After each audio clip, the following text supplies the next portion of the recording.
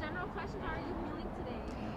I feel great. It feels like we have been waiting for this moment for 2 years, actually maybe longer because when we were running the race.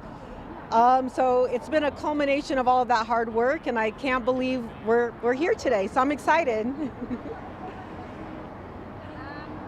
say that this journey has been really long, or it has felt really long. So what drives you to keep going? Honestly, seeing folks like you. I mean, the fact that you all would come out and see us means a lot to us. We ran for our community, and the fact that we have such a huge community turnout, the fact that we were sold out within hours for this premiere, just the community love we've been feeling really strongly. So thank you all for supporting us. Hey, that's okay. What brought you out here? Clark. When he told me about it, I was like, oh, of course I want to be there. You know, Uh-huh. it's exciting because I make love. So you're here for the same reason I'm here, right? We have to have systemic change, transformational change for our community. And, you know, the way things are right now are not good enough. And so it's very simple, right? We're fighting for our community, we're fighting for our families, and what brings you out here brings me out here too. So I'm really glad to see our next generation of leaders. And thank you all for being here to help tell our stories. I appreciate it. And go inside and get warm. What are you most excited for about this film? I'm excited to learn more about Candy's journey running for office. I only saw a glimpse of it because I helped canvass, but I wasn't around her too much. I was over there talking to people in the community. Her community, not really my community. She's not my representative, but I still helped with her campaign, so I'm happy about that. Yeah, she's the girl. She's the one that you need to see. She is. I'm here for her. Yes. My biggest message all along has been that anyone can do this. If you want it, if you're rooted in community, if you have your finger on the pulse of what community wants and needs, anyone can do this. It's not a job that should be reserved for the elite or people who have access to big pockets. We can do what they do with money with people. Step up, make ourselves known, and make sure that we're not only electing people who reflect our values, our identities, but if there's a space for you to step up or to plan to step up, we've got to start filling those spaces. I shopped for 2 years for someone who would run for the seat that I'm currently sitting in. And at the second year was just kind of like, if I don't do it, who will? So step up. Hi, this is Amaya reporting from... Y todo, oh my gosh. Mess. How are you feeling today? I'm feeling gorgeous, beautiful, delicious, everything that you could ever imagine, everything that you could never imagine. All of the imagination that's out in the world, that's me, darling. And that's that. What was your inspiration for today's outfit? Absolutely nothing. I grabbed it in my closet and I ran out, honey. I was just, thank you, darling. I know, you don't have to tell me twice. But let me tell you, it was a zoom, zoom, zoom. I was moving and booting. You don't even know. I was doing my makeup 2 minutes before we rocked over here. Like, it was a mess. But guess what? I look gorgeous. We're here. I'm excited. And we're living, aren't we? Thank you. So are you. All right, buddy. Do you want to start by introducing yourself? Yeah, hello, my name is Maddie. I am currently somebody on a life journey, not only trying to get my associate's degree, but also working at 2 different nonprofits. They're the Colorado Latino Leadership and Advocacy Organization and the Youth Empowerment Broadcasting Organization. I am first generation Mexican American, child of immigrants, but more than that, I am a creator, I'm a creative, and hoping to do something with that in the future. What sparked your activism journey? You know, it's funny you mentioned that because that's how Dr. Clark and I actually connected. He caught the catalyst moment that happened in 2016 when he who shall not be named was elected into office. We walked out from MLK and ran all the way down to NCAS, and I gave a speech in their auditorium. And when I did, I remember that just rage and sadness all at the same time were like coursing through my veins. And that was an incredible moment that really kicked it all off for me. Because in that moment, I felt like I was going to lose it all. I was going to lose my voice. I was going to lose my representation. The person who was coming into office was not representative of me and my people, and in fact came in saying a lot of horrible things about my people specifically. So in that moment, I just refused for anyone or anything to take my voice and my power away from me. No amount of bigotry, no amount of hierarchy can take this from us, because this country was built on our backs. This country depends on our minds. And this country depends on us. We are future leaders. We are future teachers. We are the future of this country. So our voices cannot be silenced. I am feeling really grateful that a film that I made for my community is premiering in my city, and all of the people who helped make it possible are here with me, and that makes me feel, I don't know, I'm too verklempt to be doing interviews, and that's the truth, but so yeah, I feel really excited.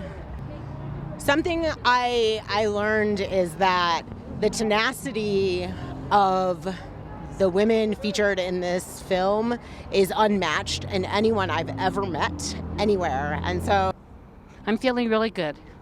I'm feeling really good. I'm feeling excited about the film, especially for Rebecca. She worked so hard on it. During the campaign, she just was everywhere. I don't know how she did it. She was amazing. And so I'm really proud of her, her tenacity and her willpower to get this done. She's an amazing woman. I think someone who worked on the project with me said it so beautifully. And he said, my film is for little girls that aren't even born yet. Like, this is going to be it's going to be history. You know? Why is it important for journeys like this, moments like this, to be caught on film? Yeah, that's great. It's important that these moments are caught on film, because you can watch this film and see history in the making. You'll see the first woman of color ever to make the ballot for mayor of Denver, Lisa Calderon. She's in this film. You'll see the first openly LGBTQIA+ Latina elected to the Denver City Council, Candy Cidabacca. She's in this film. So we got history makers right here, and people need to know about what's going on in Denver. We've been doing the work for the longest time. It's reached even my generation. How do you keep yourself going, knowing that we've been doing this for such a long time? How do we keep going and stay motivated to continue the work? Well, staying motivated is important, because if you don't, then, we're going to get people like Trump back in office. And so you've got to stay motivated. You've got to work really hard, and you've got to combat the negativity that we suffered for 4 years, because this country doesn't need to go through that again. And it's up to you, young people. You need to be strong, you need to fight, and you need to not be afraid. Because fear will set you back. And you need to put the fear aside and move forward. I know that's hard to do. And you're wondering, how do I do that? It's, you just do it. You just do it, and you fight for what's right. You fight for what's right in this country, for us as people of color, as gay and lesbians. We fight for who we are. And that's what this life is all about. That's what our lessons are learned, that we support one another. I don't know if you had her here, in front of you, what words, to tell her how proud you are, what would you say? Yeah, so I'm so proud of her, because she knew this, she could do this somehow, but she didn't really believe it until she did it. And I always believed that she could do it. But even as much as I believed in it, she still surprised me, what a great job she did, and how she forged these relationships and was able to show what's going on and get her passion into this project and what she believed in. So I would just tell her how proud I am of her, and that, she can really do anything. Once people see this film, they'll be so inspired. And I was inspired watching it. I've changed how I voted and how I pay attention to candidates now, and how I support candidates and people I believe in. I've totally changed the way I look at things. I used to always vote, but I wasn't involved as much as I am now. So I'm, starting within our own house, it's changed as far as how she's able to motivate people. So That's what I really feel. And she's also able to get to people's like real personal stories and really understand them. She doesn't judge people when she's talking to them. She just wants to know what they're all about, and she wants other people to know when there's people out there who are great. And you'll see people in this movie who are so great that maybe people wouldn't know before this, and I think they'll be known all across the country after this. Some of your reaction to that film. You just watched an amazing film. What's your reaction? Oh, my reaction, it was very emotional. And it was emotional because I feel like being a woman of color and seeing other women of color running for Colorado, for specifically Denver, it really meant a lot. I feel like not a lot of, especially for me, not a lot of people growing up were ever women of color running. So it really meant a lot. Specifically, Shayla Richard, I think just her running, and especially for Montbello, that really meant so much, just because Montbello has a negative connotation around it, unfortunately, and I feel like not a lot of people tend to believe in our community, and we have so many wonderful human beings when it comes to, it doesn't even matter when it comes to age, they're just so wonderful and try to make a difference, but unfortunately, because Montbello does have that negative connotation, it's overseen, and all that talent is overseen. So I really truly appreciate that you did go ahead and represent us and have a voice and show everybody and all of us that we can be somebody, and we can, doesn't matter who it is, we can go ahead and run and show the youth that it doesn't matter what other circumstance we're in, we're able to go ahead and overcome it. Oh, Lord. Hello, Ruby. Oh my God, well, I don't even know what to say, and usually I have a lot to say. I'm like kind of speechless, but not really, because I spoke to Veronica earlier when we were interviewing her, and I asked her, you know, as a Latina woman who's been in this work for so long, how do you keep going? And she answered, you just have to keep going. And I saw that through the film, and particularly Lisa and Veronica's story really hit deep, and it hit really hard, because we are consistently, as women of color, cheated out of our positions of power. We are consistently overcome by white privilege, and especially by women, other women who are supposed to be supporting you. And it was such a heartbreaking thing to witness, to be cheated, number one, out of your seat, out of a seat that you are 1,000 times more qualified for. And second of all, it is such a hard thing to be cheated by your own community and you're not supported. And I really felt for Veronica when she said, I've stood up for so many people and they didn't stand up for me back. So we really have to be in this fight together. We really have to stick together and look at one another and see ourselves in each other, because the only way that we are going to consistently put other women of color in power is to consistently support each other. And these women have shown us a great example of that. I hope in the near future it's not just one person, and at least we got that one person in. It's no, all of them made it in because they deserve to be there.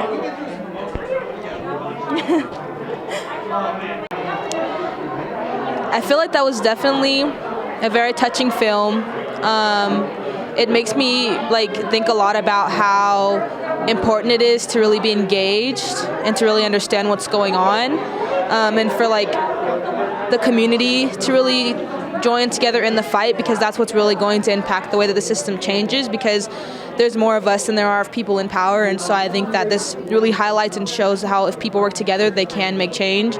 I think it also shows seeing how only one of the women that had ran out of the whole group had won the campaign that she was running, really shows how the system is stacked up against us, and the odds are stacked up against us, and why it's important to fight so much harder. This is something that so many people around the world are doing, with Stacey Abrams, and how she had still lost her election, and something that we saw happen again here in Denver, but also showing why it's important to use their momentum to keep fighting forward and to continue to engage people, because I feel especially with our communities, we've learned to become so disengaged because we don't trust the system. So I think that this shows that if no one else is going to fight for us, we have to fight for ourselves. And I think that this film really highlighted people getting tired of the way things are and fighting for themselves, and why we all need to be engaged in the same way that they were.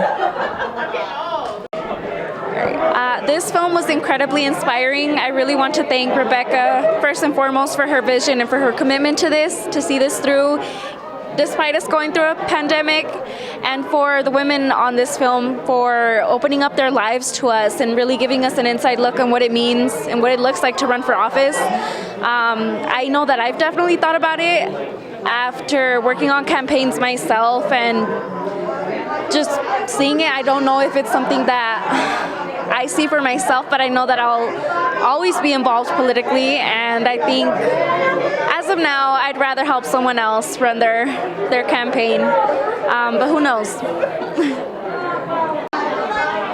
I've been waiting for this film to come out for a long time. I believe that this film should be watched by every young person in America. I think it's inspirational in so many different ways.